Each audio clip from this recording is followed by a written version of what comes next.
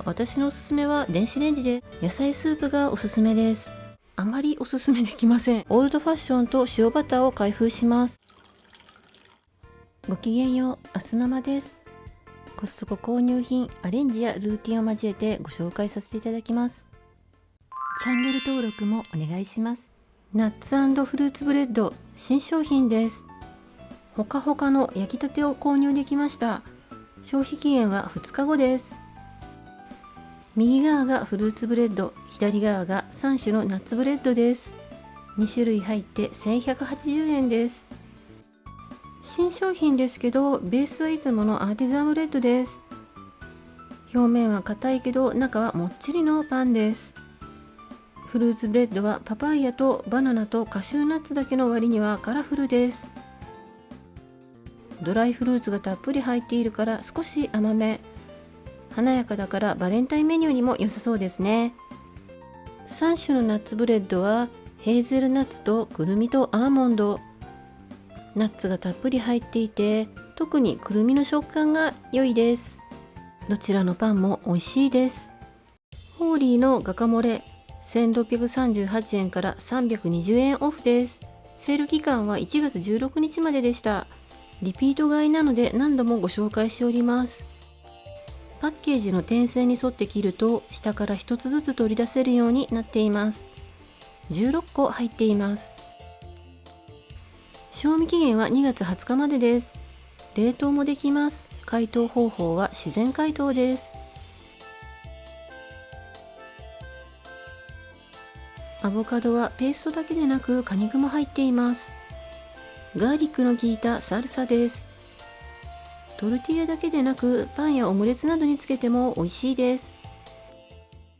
ロメインレタス2個入り208円です。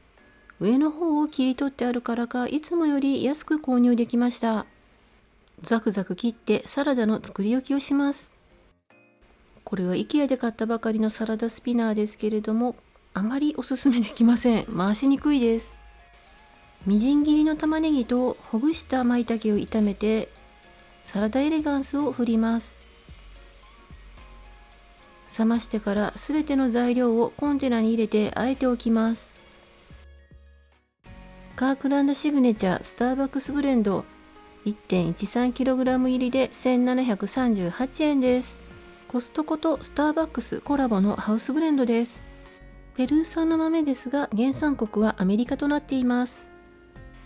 赤パケはダークローストで、こちらの緑パケはミディアムローストです。定番品ですが年末年始は売り切れていて、今回は1世帯1日2点限りとなっていました。ミディアムローストらしい明るめな茶色の豆ですが、油分は多いように見えます。こちらの画像はちょっと分かりやすくするためにものすごく明るく撮ってます。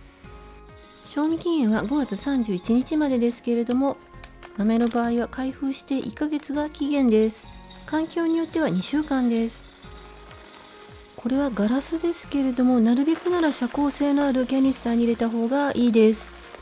入りきらなかった分はジップバッグに入れて冷凍します。冷凍は素早く、解凍は結露に気をつけてゆっくりです。冷蔵庫で解凍してから常温で戻して開封します。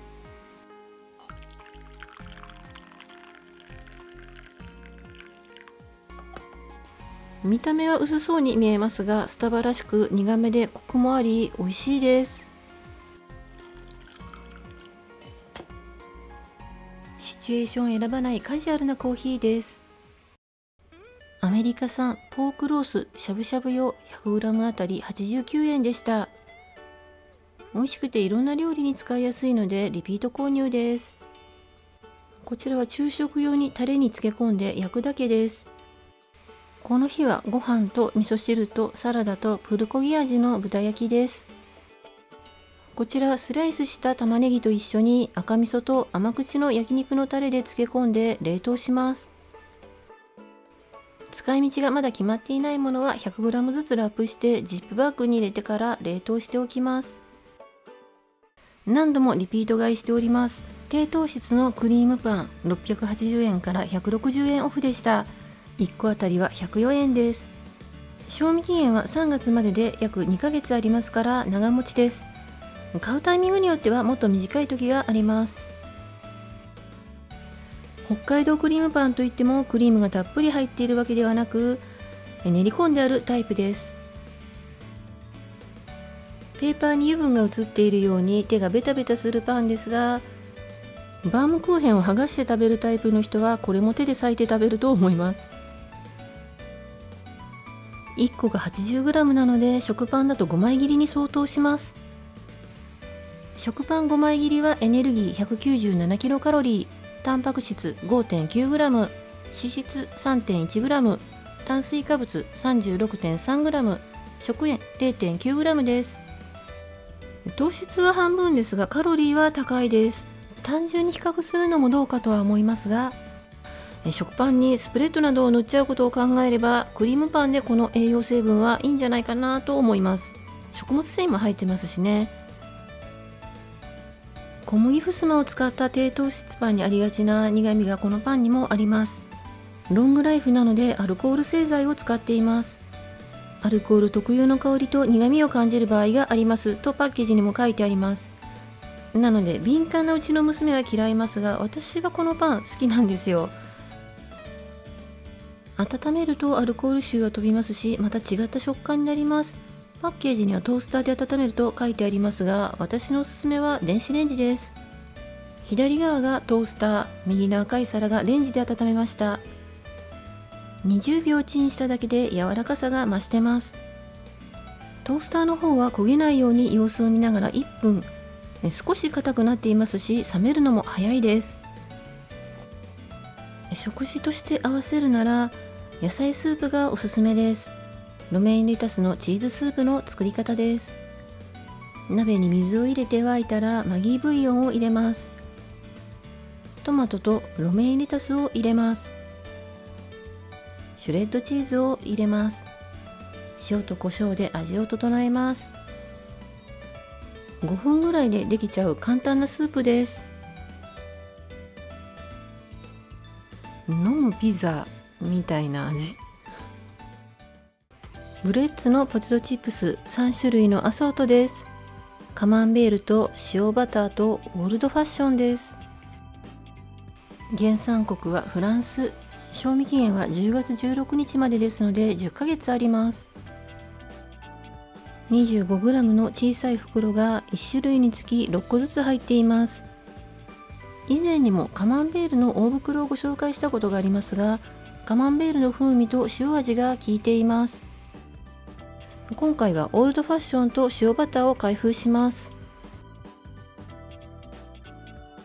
塩バターはギザギザカットです。バターの香りも味もかなり濃厚です。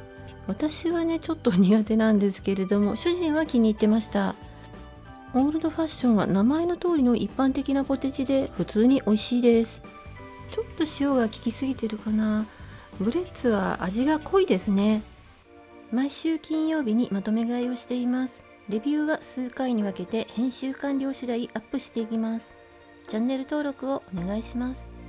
概要欄にご紹介しきれなかった購入品も含めた価格情報などを載せています。